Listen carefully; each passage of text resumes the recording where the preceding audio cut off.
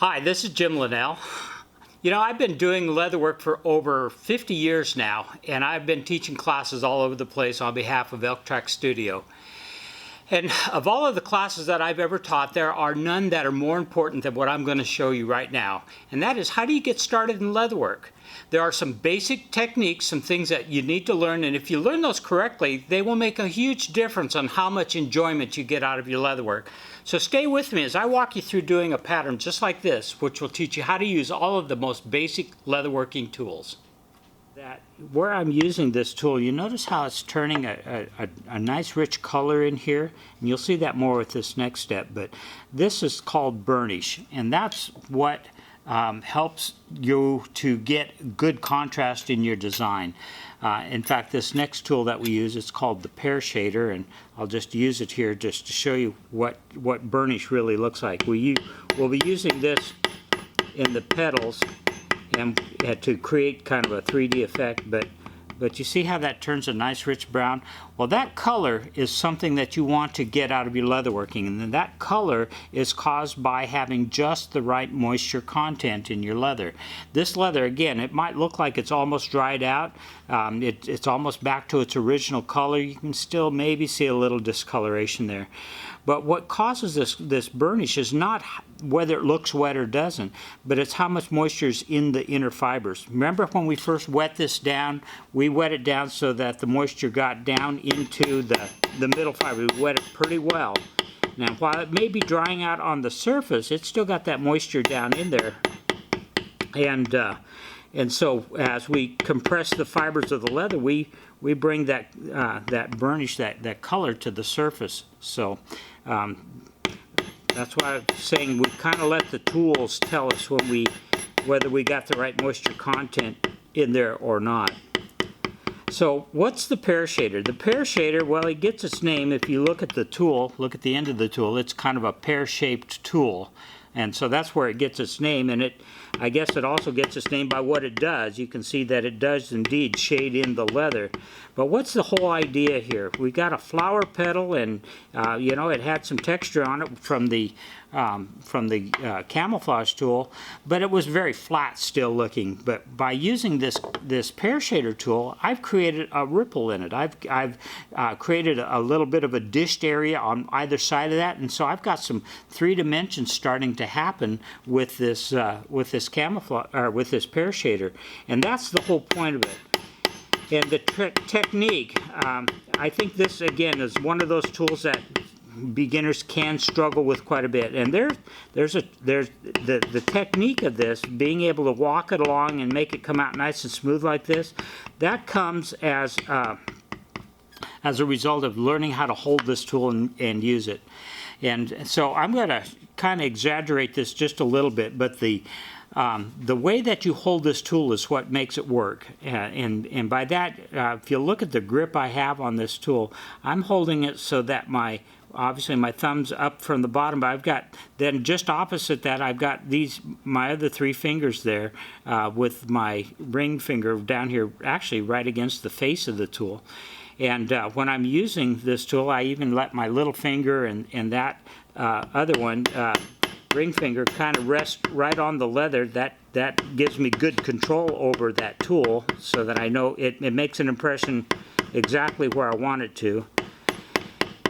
And then, but I have a fairly tight grip, so when I hit this tool, and I'll exaggerate this just a little bit so that you can kind of see what I'm doing, but when I hold this tool, because of the tight grip I have, you see how it bounces back off the leather? Now I'm not holding it off the leather like that. When I'm holding it so that it just barely touches the leather. But when I whack it, it bounces back up. It's not sitting in a hole in the leather. And then as I move it along, I'm overlapping those impressions so that when I get done shading an area like this, you don't see every mark every time I whacked it. What you see is a kind of a dished out area that gives that petal that 3-dimensional contour. So this takes a little practice. This is one of those techniques that if you can learn this now when you're first getting started in leatherwork, I promise you it's going to really make this shading come out. And you're going to find that this is a tool that you use a lot in just about every floral type carving. Sometimes you have long, narrow, skinny places you have to use this tool. Sometimes you have big, broad areas like these petals here where you have, so you need to sometimes learn how to overlap it and move it sideways to fill in an area. But one of the other things I hope you can see is that as I move the shading away from the edges of the flower, I'm hitting it pretty firmly out here at the edge of the flower, but then as I move this tool toward the seeds, as I kind of move down where those the length of that petal toward where those seeds are going to be, I lighten up on the force of that tool so that it fades out and disappears. You can see very distinctly where I started up there. I even keep a pretty even distance away from that line that was cut. But then as I come down toward the middle of this flower, I lighten up on those the force of the mallet so that it gets lighter and lighter and lighter. And you never actually see where I actually ended. You can see where I started up there. That's pretty bold and pretty vivid.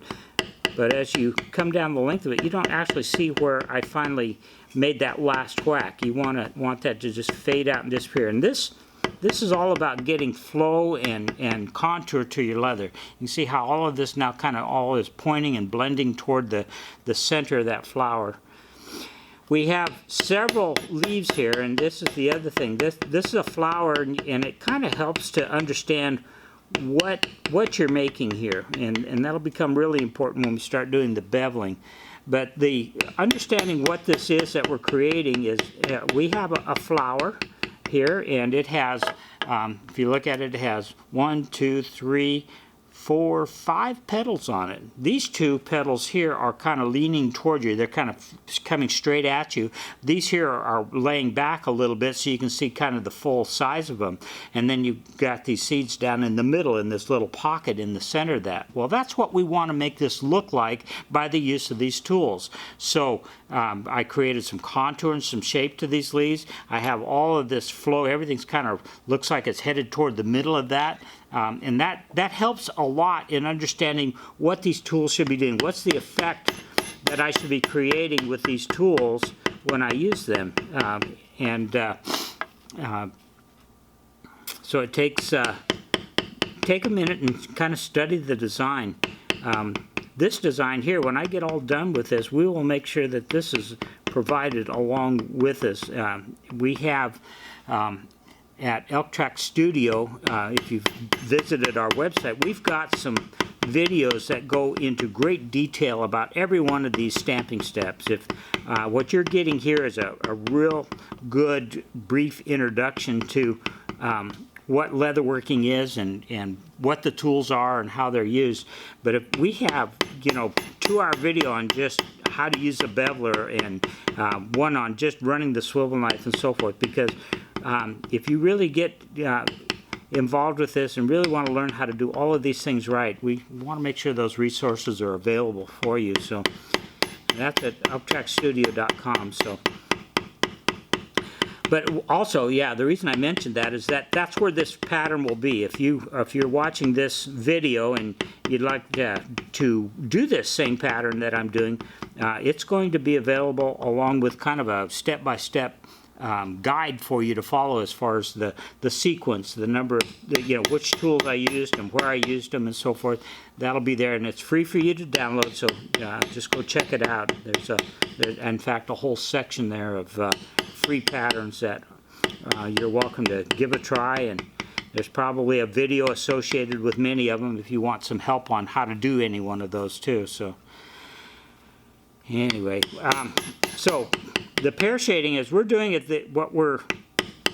What we're doing is we're not just putting dents in the leather. We are actually sculpturing the leather. We're taking these flat, smooth flower petals and we're adding 3-dimension to them. We're giving them contour and flow and starting to add some color, in fact, to our leather. We're starting to give it some rich burnish, and all of this is the stuff that we want to bring out. There's a whole bunch of different products that are available as far as dyes and finishes and antiques and things like that, and And yeah, there's videos on how to use all that stuff too. But if you learn how to control your moisture content, if you learn how to use these tools correctly, you're going to be amazed at how much natural color is right here in your leather. And if you do this right, in fact, the old leather workers, they never put all that goofy stuff on there.